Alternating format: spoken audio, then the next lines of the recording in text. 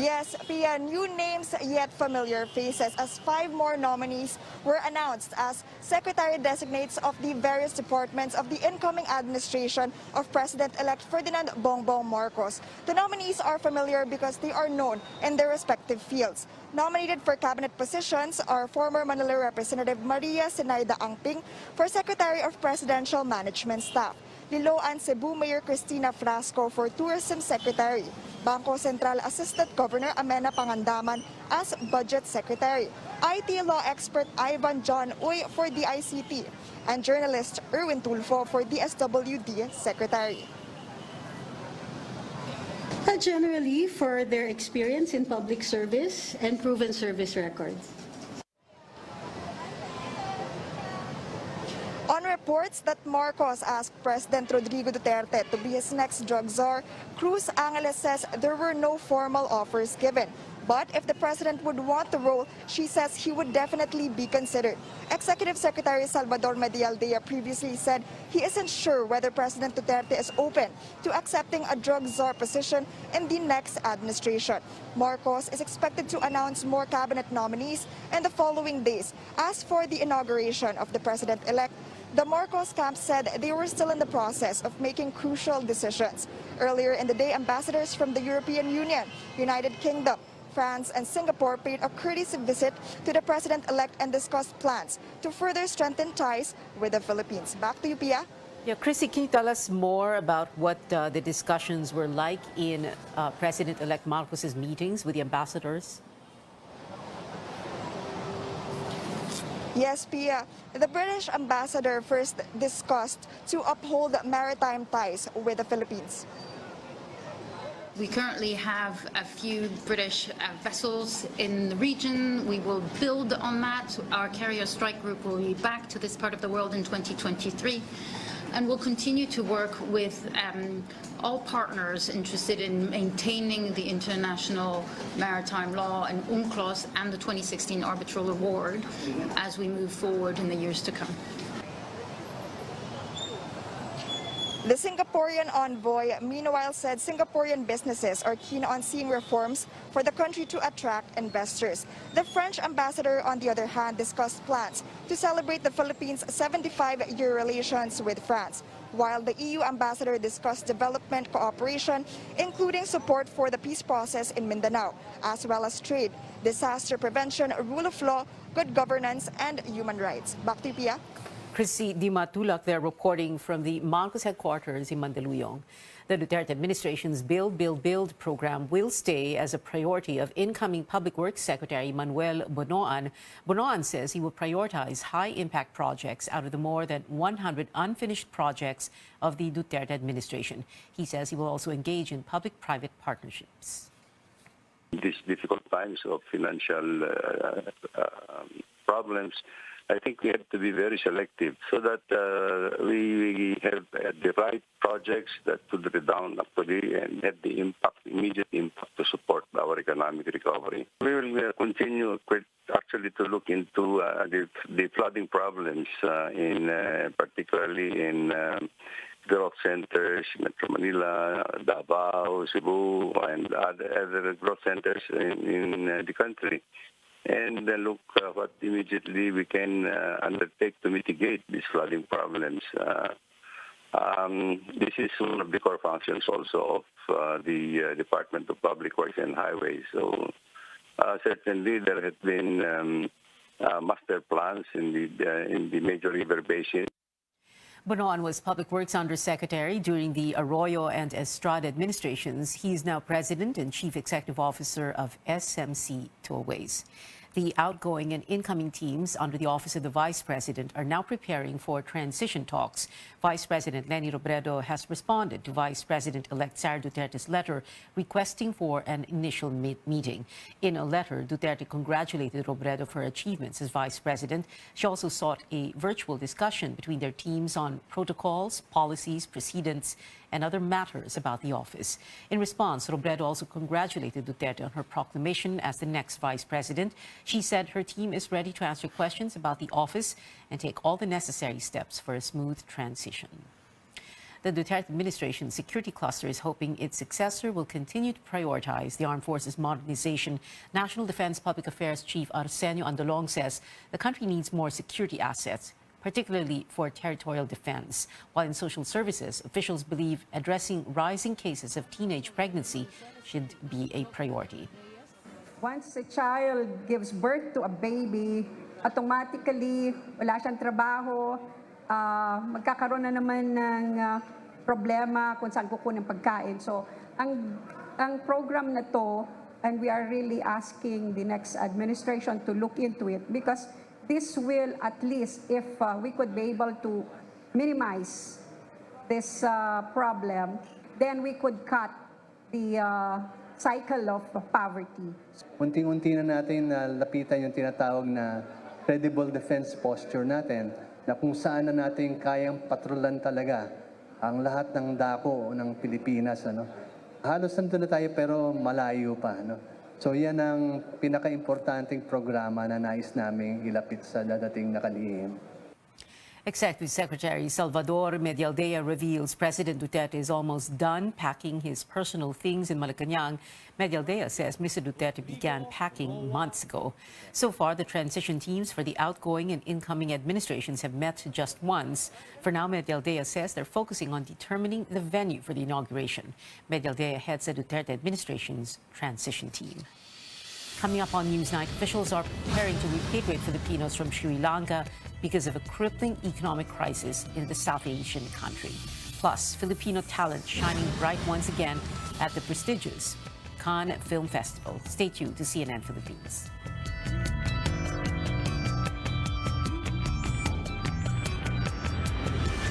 Land Bank has always believed that in this country, we have to dream big.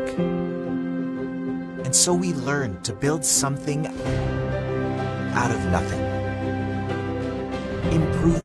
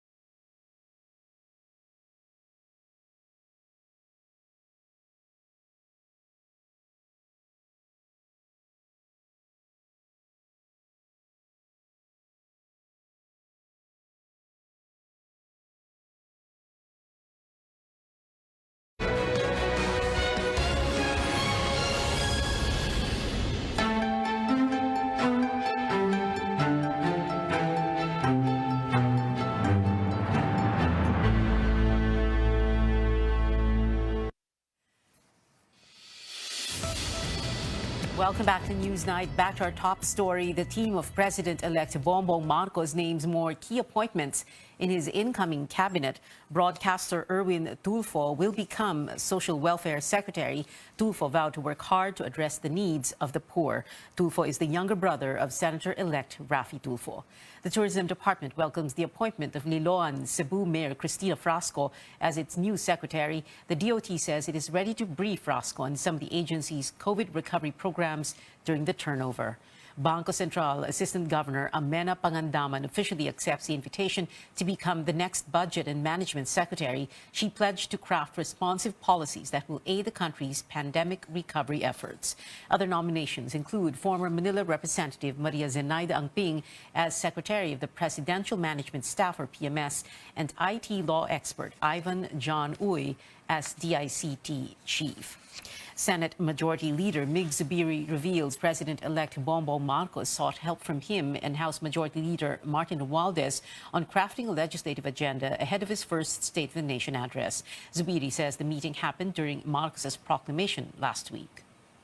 And we promised, we committed to him. And I told him, boss, maging SP man ako o hindi, tutulong pa rin ako, so I will help. While Romualdez has emerged to be the next Speaker of the House, it is a tight race at the Senate. Zubiri, Cheese Escudero, and Win Gatchalian are gunning for the top post. Asked if their meeting means he has gained Marcos's endorsement, Zubiri said he does not want to sound presumptuous, but he sees the Senate presidency as a race between him and Cynthia Villar. Alam mo, since it's a numbers game, grabe yung sniping, yung poaching, yung tawagan in the midnight hour. So, ang importante dyan, what I'm trying to do is trying to get a consensus from all. Eventually, mag-uupo po kami ni Ma'am Cynthia, mag-uusap po kami, and then we will see what is best for the supermajority. 5 appointees of outgoing President Duterte face a possible bypass by the Commission on Appointments, with their confirmation hearings reset yet again. The appointees are COMELEC Chairman Saidamen Pangarungan and Commissioners George Garcia and Amy Neri, Civil Service Commission Chairman Carlo Nograles, and Commission on Audit Chairperson Rizalina Hustol. Senate Majority Leader Mig Zubiri floated the idea of giving President-elect Bongbong Marcos a free hand to choose officials of these constitutional bodies. Many of my colleagues feel that maybe it is, or it should be, the choice of the new president, Madam Chair, particularly in the appointments of these constitutional officers. A position of 7 years, ibig sabihin, this new president, with a mandate of 31 million votes, will not even be able to appoint the head of the COA until even up to the last day of his term.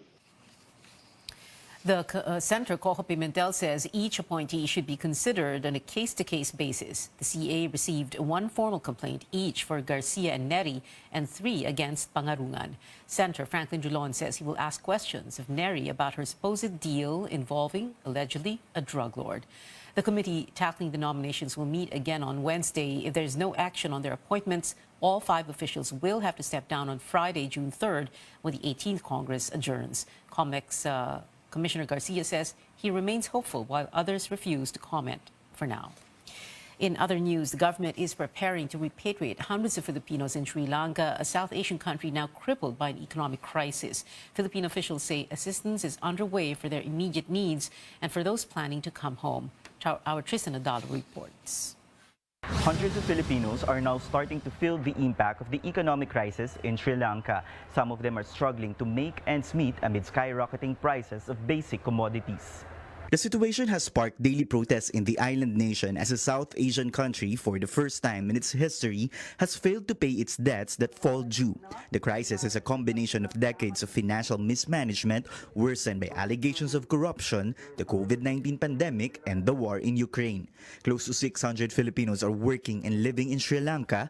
Daily po, mayroon pong nangyayari na protesta. Kaso nga lang, mayroon na pong tear gasan at saka yung pagbubomba po nila ng tubig. Pero malayo po sa aming tinitirhan, sir. The country is also low on food, fuel, and essential items like medicines, pushing prices of basic goods to an all-time high. Yung mga ibang rice, yung 100 rupees naging 200 rupees na po siya, sir. So yun. At tapos sa sugar, na 150, naging 300. Sa mga supermarket po dito is nabubusan yung mga pagkain sa shelves. Tapos din po, yung sa mga gulay naman po, yung store ng gulay, ilan na lang po yung mga gulay. The Foreign Affairs Department says it is prepared to bring Filipinos home immediately. The Philippine Consulate in the capital Colombo and the embassy in Dhaka in Bangladesh are closely monitoring the situation in Sri Lanka. Overseas Workers Welfare Administration Chief Hans Kakdak says the agency is preparing a list of those who want to be repatriated and possible financial assistance to those in need. And in the face of a record high debt because of the pandemic, what are the chances that the Philippines will go the way of Sri Lanka?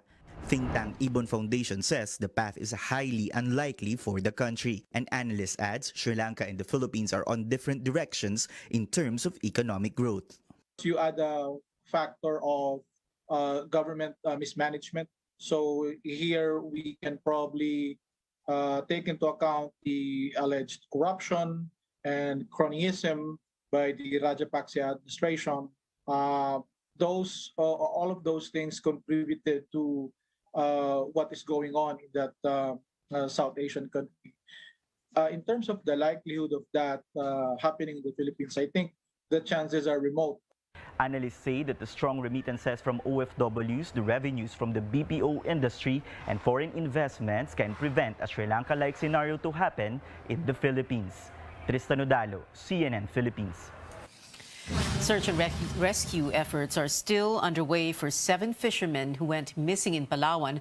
The Coast Guard says it is working double time with the armed forces to find the fishermen whose boat collided with a cargo vessel off Maracanao Island on Saturday. Coast Guard spokesperson Armand Balillo says they will also check neighboring coasts, while vessels in the area were advised to inform the PCG of possible sightings of the fishermen. Authorities are checking whether the fishing vessel had engine problems. A lawmaker is calling for a probe into the nearly 844 billion pesos worth of losses of the Social Security System, or SSS, last year. Senator Francis Tolentino filed a resolution to find out the financial standing of the insurance agency and whether it could continue providing benefits to its members. SSS President and CEO Michael Regino earlier explained the increase in net loss was because of changes in accounting standards. He said it does not impact the capability to give Social Security benefits. In COVID-19 headlines, the Octa Research Group sees a very slow rise in cases in Metro Manila. The average daily infections in the capital region from May 23 to 29 was 74, slightly up from 72 the week before, while the reproduction number, or the number of people a COVID-19 patient can infect, rose to 1.08 from 1.02%. Octa says it is still too early to determine whether the uptick will stop or continue in the coming weeks. As COVID-19 cases remain manageable, Education Chief Leonor Briones is pushing for full in-person classes next school year. But Briones adds it will still depend on the situation in respective areas. DepEd Undersecretary Diosdado San Antonio says blended learning will remain on the table.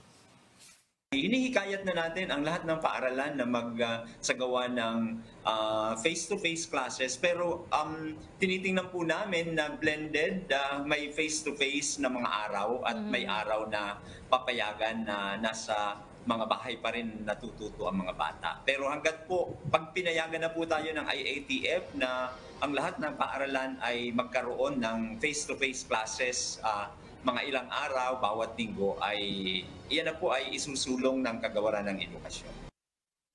Around 73% of public schools have resumed face-to-face classes.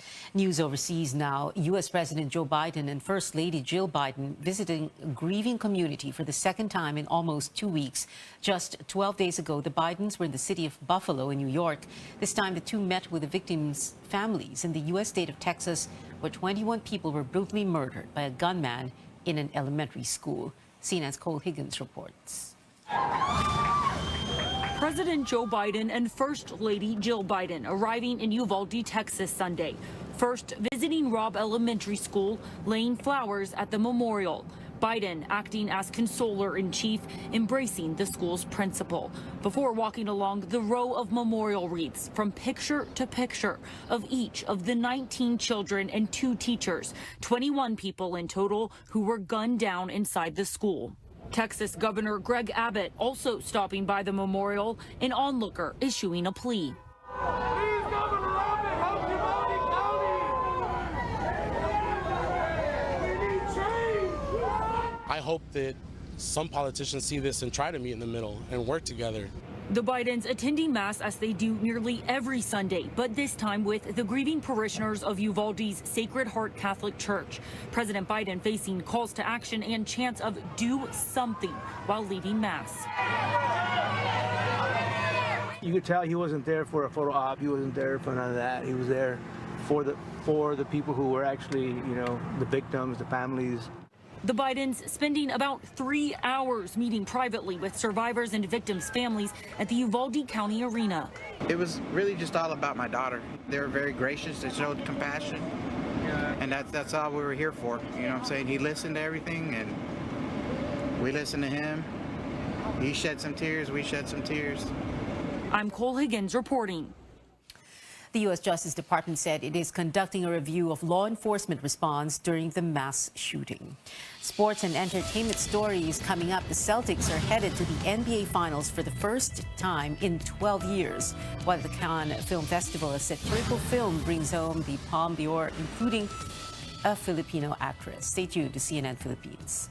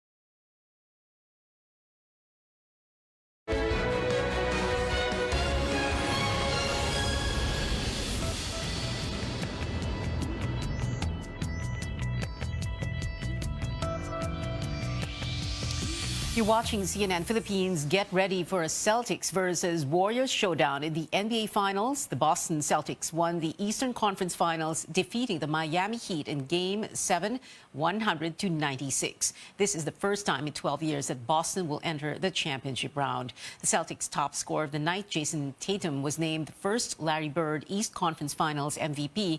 The best-of-7 final series between Golden State and Boston begins Friday, 9 a.m. Philippine time. Well, for the first time in 2 years, the PBA is back in full swing with the return of the three-conference format. Season 47 opens with a doubleheader this June 5th at the Araneta Coliseum for the All-Filipino Conference. At 4:30 p.m., the Converge Fiber Xers will debut in the league, playing against the Rain or Shine Elasto Painters. At 6:30, Magnolia faces defending Philippine Cup champions TNT. Health and safety protocols will be observed, with Metro Manila still under Alert Level 1. Dahan-dahan namin nakikipagtulungan po kami sa IATF at sa ating medical experts kung pwede nang dahan-dahan tanggalin na yung antigen. Pero as of now, antigen every game day, ang mga teams, ang staff, ang mga referees, ganun din. The biggest priority is to get back to normal. And the only way we will get back to normal is to have 3 conferences. So balik tayo doon sa pinanggalingan natin. Before the games, the league will hand out honors to last season's top players in the 46th Leo Awards. Filipino-Canadian tennis star Leylah Fernandez earns a spot in the French Open quarterfinals for the first time. Fernandez defeated Amanda Anisimova of the U.S. in 3 sets, 6-3, 4-6, and 6-3. The 19-year-old will face Italy's Martina Trevisan in the next round, slated for tomorrow, Philippine time. Stephen Schrock of the Philippine Ascals will not be part of the action in the final round of the 2023 AFC Asian Cup qualifiers. Head coach Thomas Dooley told CNN Philippine Sports Desk the decision was based on Schrock's performance. Dooley also denied having personal issues with the veteran national team standout who began playing as captain in 2019. In football Pacific Fitness, he is maybe the best player in here in the Philippines. Yes.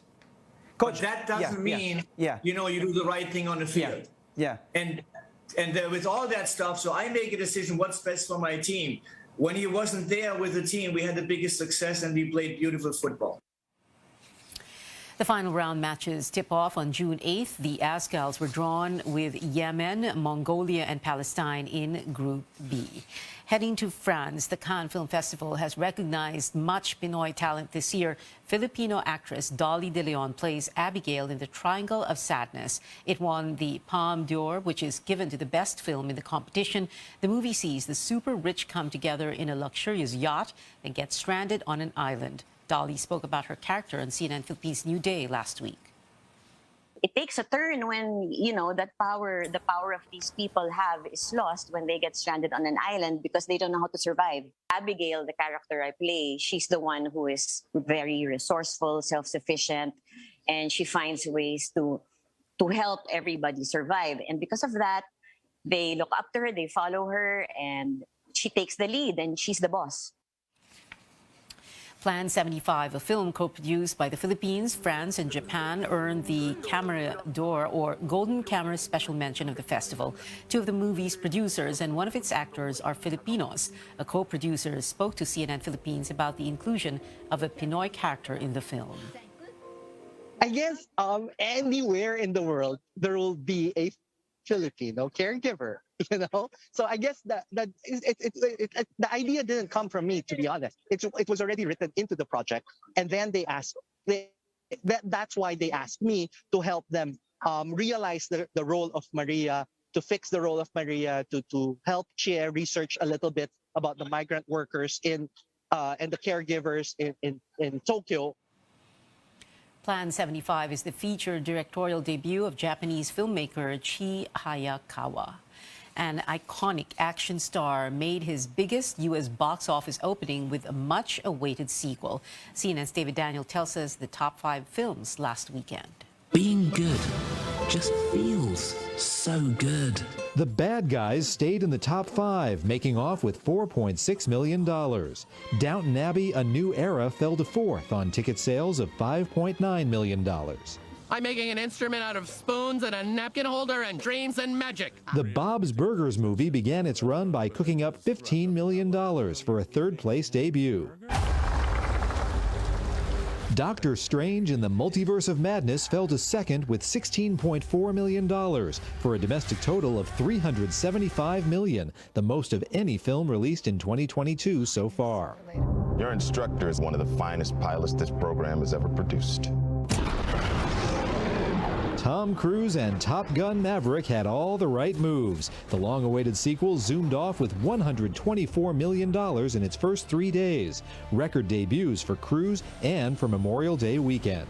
In Hollywood, I'm David Daniel. And that is it for now. Join me again on News.ph at 7 p.m. I'm Pia Ontiveros for Newsnight, where we go above and beyond the headlines.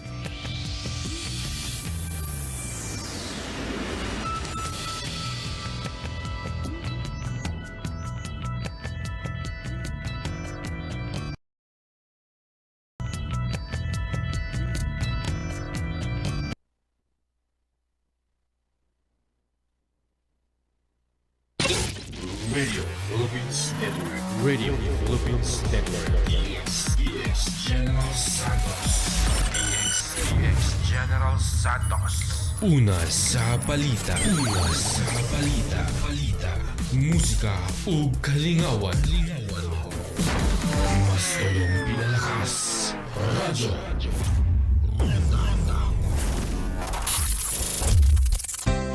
Para sa murang gamot. Rojon Pharmacy na. Para sa bagong gamot. Rojon Pharmacy na. Para sa kumpletong gamot. Rojon Pharmacy na. Para sa mabilis na serbisyo. Rojon Pharmacy na. Para sa pinakamalapit puntahan. Rojon Pharmacy na. Branded man o generics, dito sa Rojon, meron. Rojon Pharmacy, laging mura. Mula noon hanggang ngayon.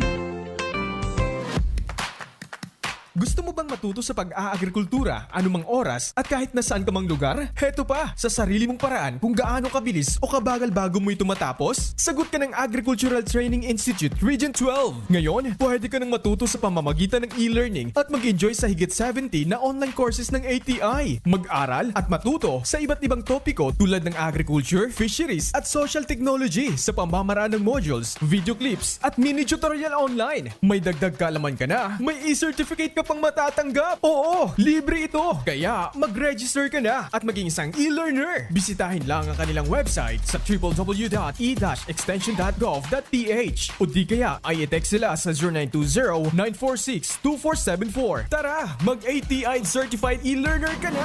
Ang mensaheng ito ay hatid sa inyo ng Agricultural Training Institute Region 12 at naghimpilang ito. Radio Philippines Network. Radio Philippines Network. EX General Santos. EX General Santos. Una sa balita. Una sa balita. Musika o kalingawan. Mas tulong pinalakas. Radyo.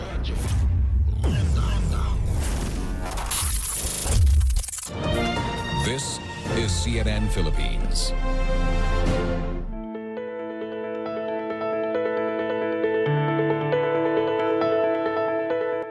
Have you ever felt like you wanted to scream and shout at someone over an argument or a disagreement? Have you thrown objects in the air or hit a wall in frustration? This emotion is called anger, and it is a perfectly normal feeling.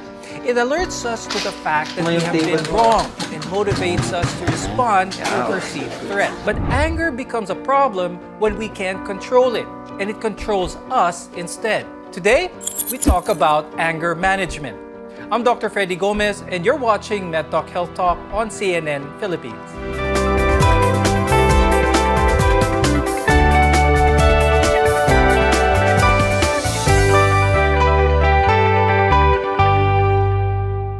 Our guests today will help us better understand what anger is and how to control it. Let's welcome our guests. Joining us is Dr. Anne Christine Guevara, who is a neurologist, psychiatrist at Bernardo General Hospital and the Los Santos Medical Center. Also with us is Richtofen De Jesus. He's a psychologist from St. Luke's Medical Center, Global City, and the Los Santos Medical Center. Let's talk about what exactly is anger. It's an emotional state that varies in intensity, from mild irritation to intense fury and rage. And we often feel this when someone has perceptively wronged you. Dr. Tin, tell us more about what happens to the body when one feels angry. So with input, a person would perceive things through our senses, visual, smell, to the skin of what we feel, what we perceive as threat, that enters the brain as an input. It actually stimulates the emotional brain, which is particularly amygdala, which then stimulates the other parts of the brain, including the limbic system, which is the emotional brain, and the other parts of the brain, like the thinking brain.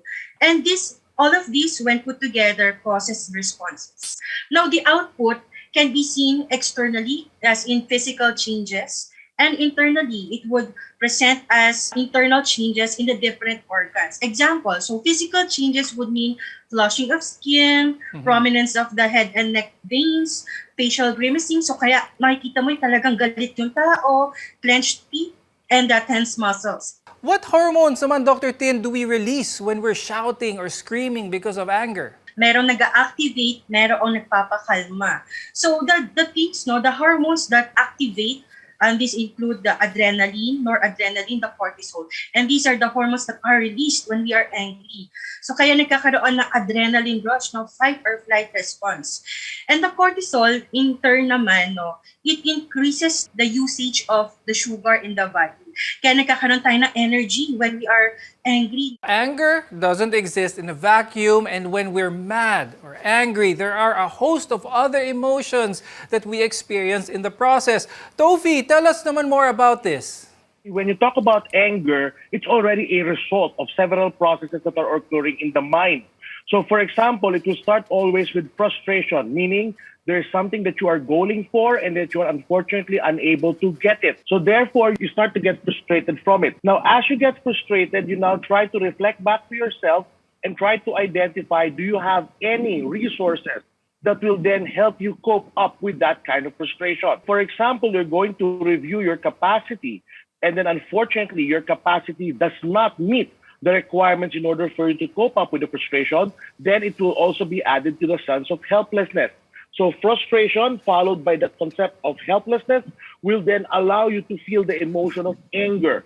So from there, as long as the frustration increases, the helplessness increases, your anger becomes bigger and bigger. And because of that, you are now going to react very angry towards the situation. How does anger differ from aggression? Anger is a mood, so it's internal.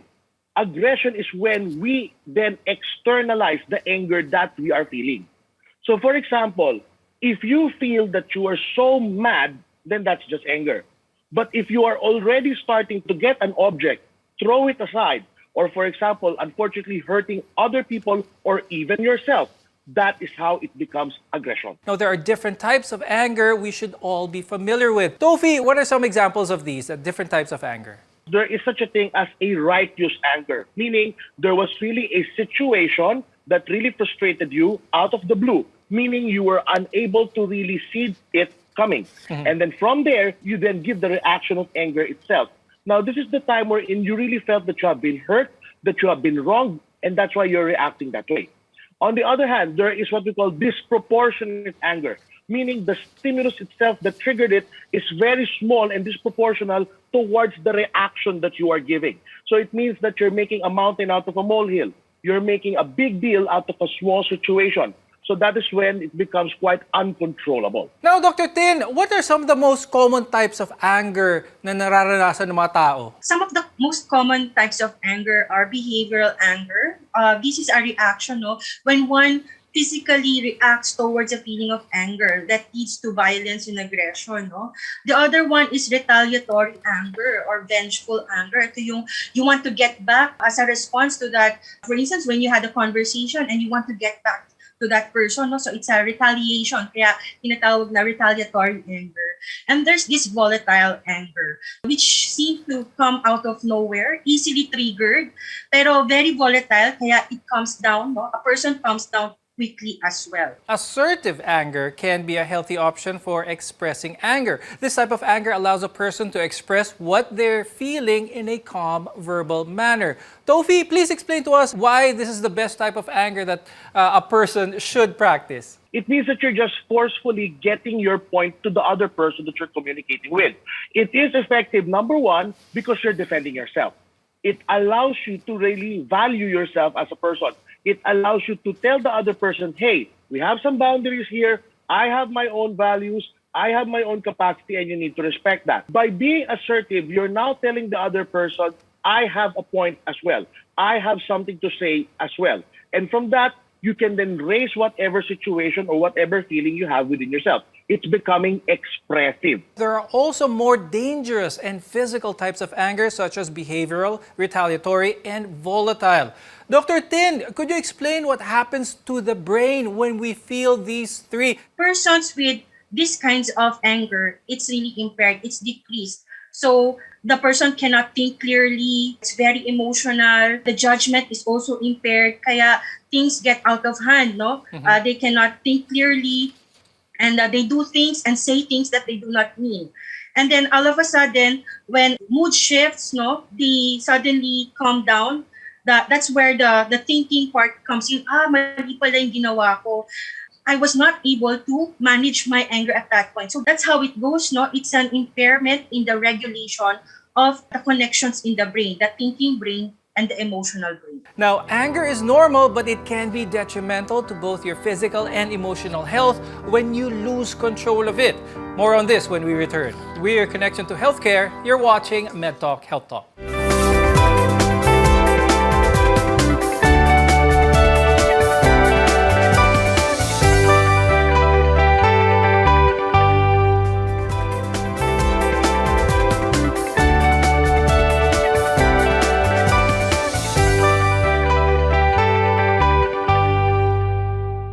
There are many causes of anger, ranging from external to internal influences. But whatever the cause, managing your anger is more important. I'm Dr. Freddy Gomez, and you're watching MedTalk Health Talk. We're together in health. Any person or event can make you angry. Now, there are many reasons why one might get angry. Let's go into the causes of the more common types of anger, which are chronic, self-abusive, and verbal. Now, these types can affect a person at home or in the workplace. Tofi, can you tell us more about the possible causes of anger? There are some people who could not really tolerate things that are not going their way. So that's the first one. You get angry because whenever things are not going as smoothly as you're expecting them to be, you get angry. Another cause of anger is that it became reinforcing for you across time. It meant that when you were getting angry, you got what you want. It means that whenever, for example, something frustrating comes to your way, you then start to get angry, and then the situation changes into your favor. Another cause of anger, of course, is genetics. If your parents are people who are quite angry, of course, then you will also have that situation wherein you can then see them and be modeled by them in the way that you are behaving as well. Another one is that you have low tolerances of your own incapabilities. So they usually blame themselves for things that are not supposed to be blamed about, and their attribution is a little bit off. And because of that, their reaction is usually an angry emotion. Sometimes we use anger to replace other emotions we'd rather not deal with, such as emotional pain, fear, loneliness, or even loss. Tofi, can you explain to us why this happens naman? Actually, as a defense mechanism, we have what we call reaction formation. Reaction formation means that you're going to substitute a feeling, usually the opposite of what you are feeling right now, in order for you to defend your mind in terms of becoming stable. So, for example, let's say there is a loss that you have felt because of a loss of a loved one. The loss is then being converted into anger because handling the anger is a more viable option, so to speak, as compared to handling the loss.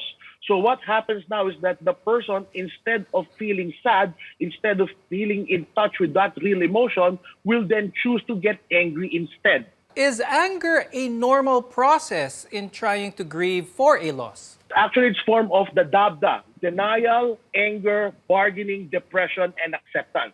We really get angry in that part because having a loss is a frustrating situation. It is something that we do not want, and yet we have to accept it. You will really have that level of anger. However, it is something that you have to go through.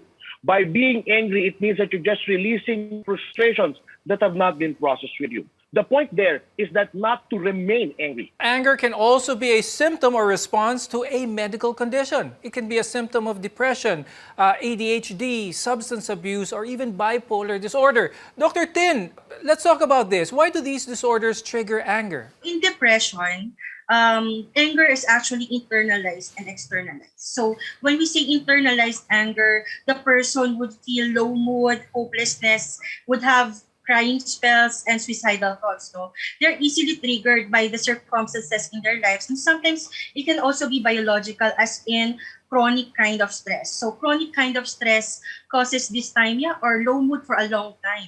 And this lowers their threshold in coping with certain life situations. So they internalize that anger and turn towards themselves. Now in ADHD, we know that the key points in ADHD is inattention and impulsiveness. So there is a misunderstanding most of the time because of the lack of attention to details. The person cannot understand fully or cannot fully focus on that situation. There will be shifting of moods and thinking and focus. And because of that, it causes some conflicts. Another example would be adults with ADHD who usually present with lack of direction. And all of these causes frustration, disappointment on the part of the patient. And again, the anger then turns towards the self. Can a person who's really angry be at risk of, say, a heart attack or stroke? When one is angry, again, we stimulate the sympathetic system, the adrenaline rush, that it would cause increase in blood pressure, increase in heart rate. Vasomotor responses would be more of differences in the caliber of our blood vessels, so whether it will constrict or dilate. And there's also the release of inflammatory markers which causes clotting. So if we will discuss this in the context of, for instance, heart attack, so kapag tumaas ang blood pressure, it would cause stress on the heart. It can also cause arrhythmias or a dysregulation of the heart rate. No? Mag-iiba yung heart rate. Some people are actually more prone to anger than others. Dr. Tin, what are the parts in the brain that are different in a person who is quick to anger versus a person who is not? Both nature and nurture factor in on how people respond to certain situations and causes angry outbursts. No? And the nature part is the environment, how the patient or the person has been reared. And the biological aspect is the genetic part. Now, the wirings in the brain is very important. That's why other people, like the type A personalities, are more prone to angry outbursts. No? The parasympathetic system, which releases the acetylcholine, is known to be quite higher in the people who don't get angry easily as compared to those who are quick to anger.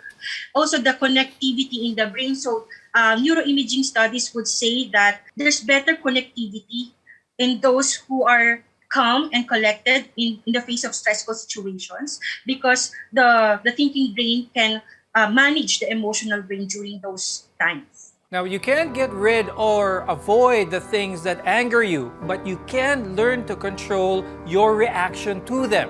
When we return, we'll give you tips on how to best manage your temper. Your health is our mission. This is MedTalk Health Talk.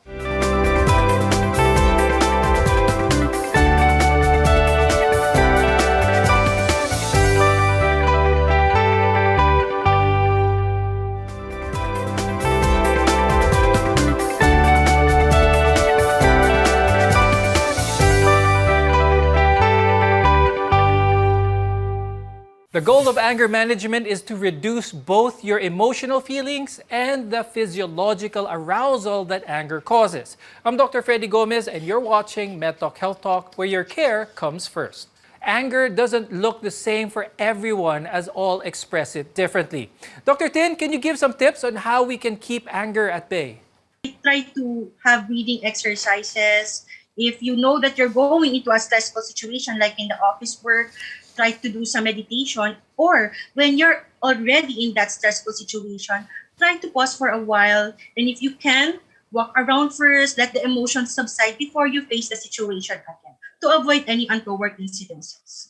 And then, of course, on the background, now, because we are preventive, we try to reinforce our thought processes so that when we face certain stressful situations, we're already ready to face them. So that would be trying to pause, trying to find out our triggers, and develop our better judgment. Tofi, what are some steps that our viewers can try at home to help manage their anger? In deep breathing, what you're trying to do there is to slow down the heart rate that you're having in order to tell your brain that your body is already calming down.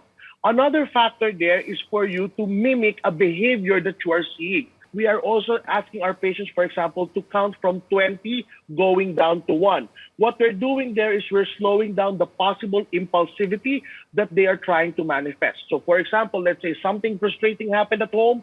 You tell yourself, okay, I'll count myself from 20 to 1 first.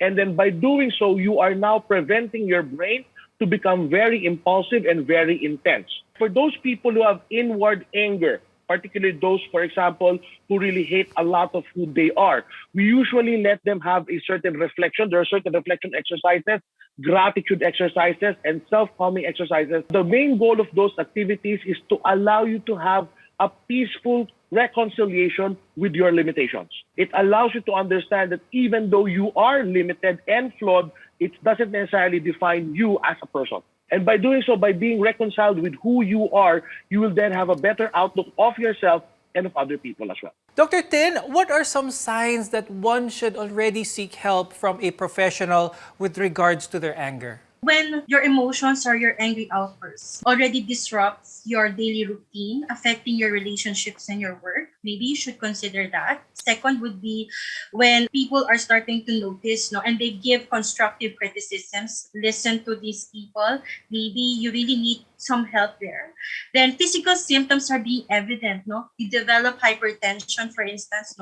Maybe you really need to address the underlying condition, which is having these emotional outbursts. And finally, if you started to physically harm or verbally harm yourself and others, maybe that's the time you should seek professional help. But for me, prevention is always the key. So when you feel that something is not quite right with how you feel, maybe it's best to consult to clarify things, to avoid diagnosing yourself, and the intervention is given early. Okay, and with that, Dr. Tin, do you have any final message for our viewers? When emotions really get high, the pandemic, the different limitations that we have on the daily basis, it's best to really sort our feelings, consult another person, express ourselves, and focus on the good things so that we could avoid getting angry. And Tofi, before we go, do you have any message for our viewers? Getting angry is just a momentary reaction. However, its consequences may be long-term. We need to understand that we should not sacrifice that moment for a very long-term effect that we will be suffering for a long time. We need to understand that regulation is the key. Anger is always there, but it can be controlled. Thank you very much, neurologist, psychiatrist, Dr. Ann-Christine Guevara, and psychologist, Rick Tofen de Jesus. Maraming salamat sa inyo. We want to be your partner for a lifetime of good health. I'm Dr. Freddy Gomez, and this is MedTalk Health Talk on CNN Philippines.